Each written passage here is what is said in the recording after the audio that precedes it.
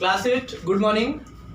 Dear students, as you know that your chapter number 5 is running control statements and loops in QBasic. Dear students, जैसा कि आप लोग QBasic पढ़ रहे हैं और इसमें कंट्रोल स्टेटमेंट और लूप्स के बारे में आपने पढ़ा। इसके पहले की क्लास में हमने आपको फॉर नेक्स्ट लूप बताया और for next loop with step बताया हमने आपको, है ना। और इसके बाद आपको बताया हमने डू व्हाइल लूप। तो 3 लूप हम आपको पहले पढ़ा चुके हैं। कौन कौन से? For next with step and do while loop. I hope आपको ये तीनों लूप बहुत अच्छे से समझ में आया होगा कि ये लूप कैसे वर्क करता है और लूप के एडवांटेज क्या होते हैं, लूपिंग किस लिए यूज किया जाता है। Then after the completion of these topics, today's topic is do until loop.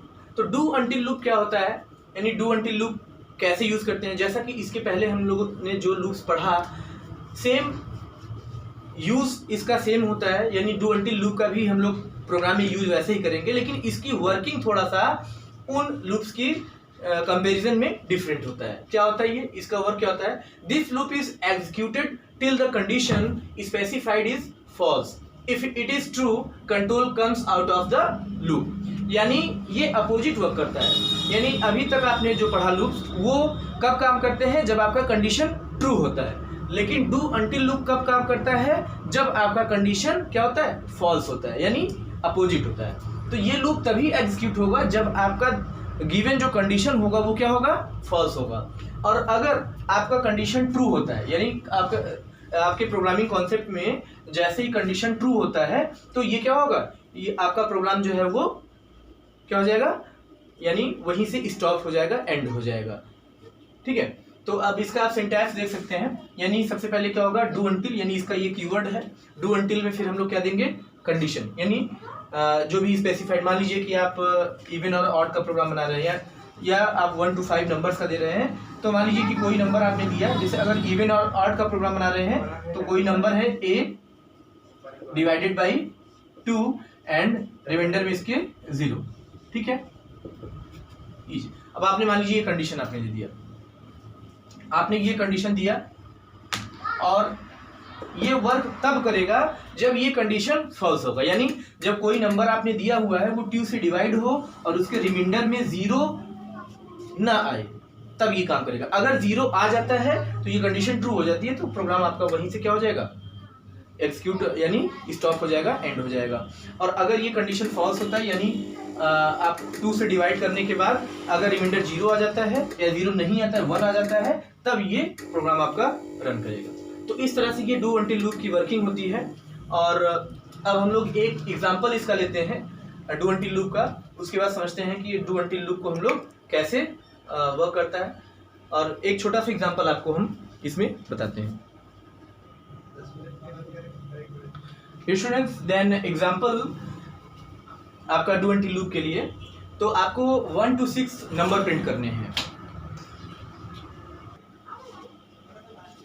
Dear students, then to print number 1 to 6, तो आपको 1 to 6 नंबर प्रिंट करना है और आपको डू अंटिल लूप के हेल्प लेना है। तो सबसे पहले क्या होता है कि CLS यानी क्लियर स्क्रीन, जब आप प्रोग्राम टाइप करते हैं, देन एक हम वेरिएबल लेते हैं count is equal to 1।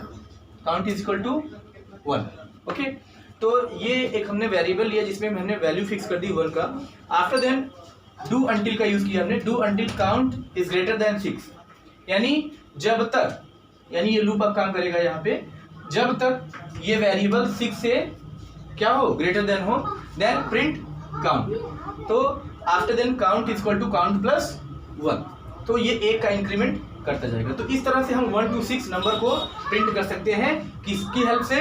Do until loop की हेल्प से। तो I hope do until loop आपको अच्छे से समझ में आया होगा। अब इसके बाद हम लोग आते हैं, आपका जो नेक्स्ट टॉपिक है नेस्टेड लूप्स। यानी आपने लूप पढ़ा, अब ये आपका एक नेस्टेड लूप है। नेस्टेड लूप में क्या होता है? यानी लूप के अंदर लूप, यानी मोर देन 1 लूप्स। तो नेस्टेड लूप हम लोग पढ़ेंगे। The loop inside another loop is called nested loop. तो जो नेक्स्ट आपका टॉपिक है यहाँ पे देखते हैं, क्या आपका नेस्टेड लूप।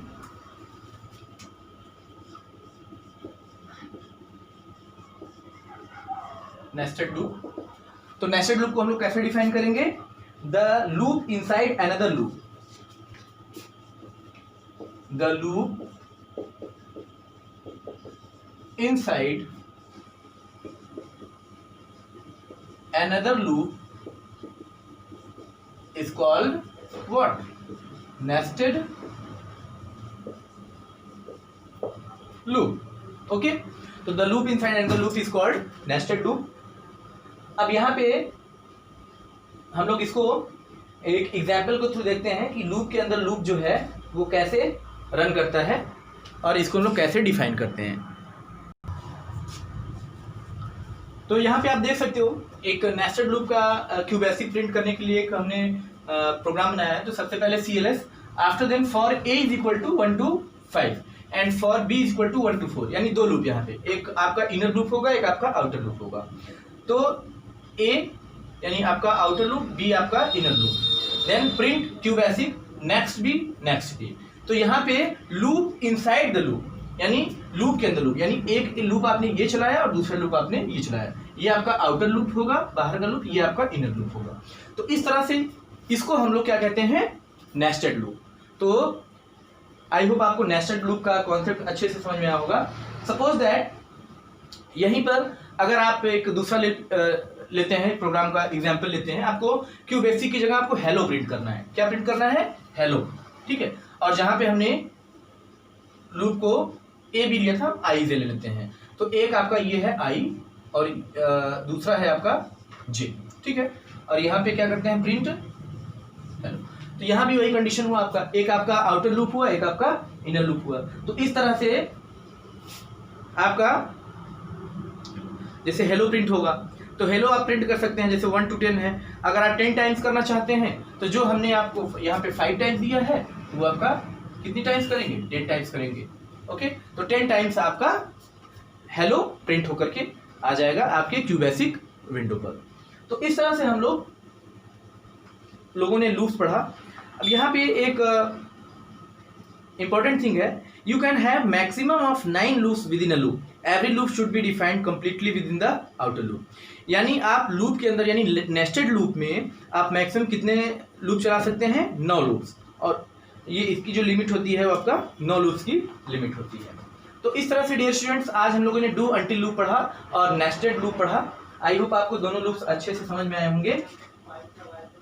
और यहाँ से आज आपका ये चैप्टर नंबर 5 जो है वो एंड होता है। तो डियर स्टूडेंट्स इस चैप्टर में हम लोगों ने कंट्रोल स्टेटमेंट्स यानी हम लोगों ने इफ देन एल्स पढ़ा, सेलेक्ट केस पढ़ा, ओके। उसके बाद हम लोगों ने लूपिंग पढ़ा। लूप में आप लोगों ने कई डिफरेंट यानी for next loop, for next step loop पढ़ा आपने। उसके बाद आपने डू वाइल, डू अंटिल और नेस्टेड लूप पढ़ा आपने। तो इस तरह से आप डिफरेंट टॉपिक्स आपने इस चैप्टर में पढ़ा। तो डियर स्टूडेंट्स आई होप आपको ये बहुत अच्छे से लूपिंग स्टेटमेंट्स समझ में आए होंगे और आपने क्लास को एंजॉय किया होगा। देन डियर स्टूडेंट्स इसके बाद जो नेक्स्ट वीडियो में हम लोग एक्सरसाइज और समरी के साथ आएंगे और उसमें हम लोग एक्सरसाइज सॉल्व करेंगे। तो डियर स्टूडेंट्स आज का हम लोग अपना होमवर्क देख लेते हैं। तो सबसे पहले होमवर्क में आज का जो होमवर्क है, पहला क्वेश्चन आपका होगा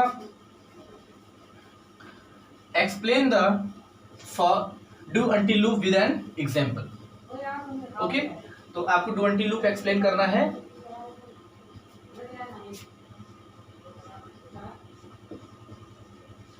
homework question 1, explain do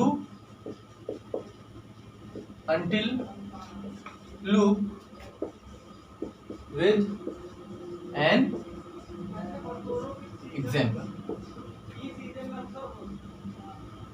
okay, question 2 है आपका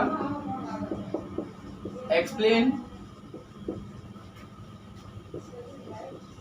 nested loop with an example. Okay, तो डू अंटिल लूप आपको एक एग्जाम्पल के थ्रू एक्सप्लेन करना है और नेस्टेड लूप भी आपको एक एग्जाम्पल के थ्रू आपको क्या करना है, एक्सप्लेन करना है। क्वेश्चन 3 है आपका,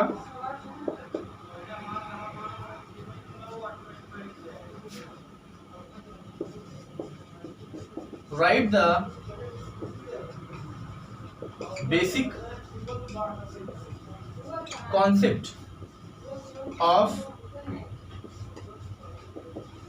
दिस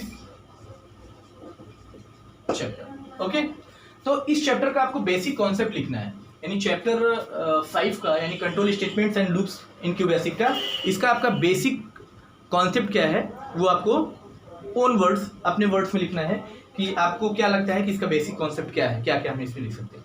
तो ये 3 क्वेश्चन आपको अपने होमवर्क पे करना है। Then dear students, I hope chapter number 5 आपको अच्छे से समझ में आया होगा, और इसी के साथ ये वीडियो आज का हम लोग एंड करते हैं। Then dear students, stay home, stay safe, thank you class.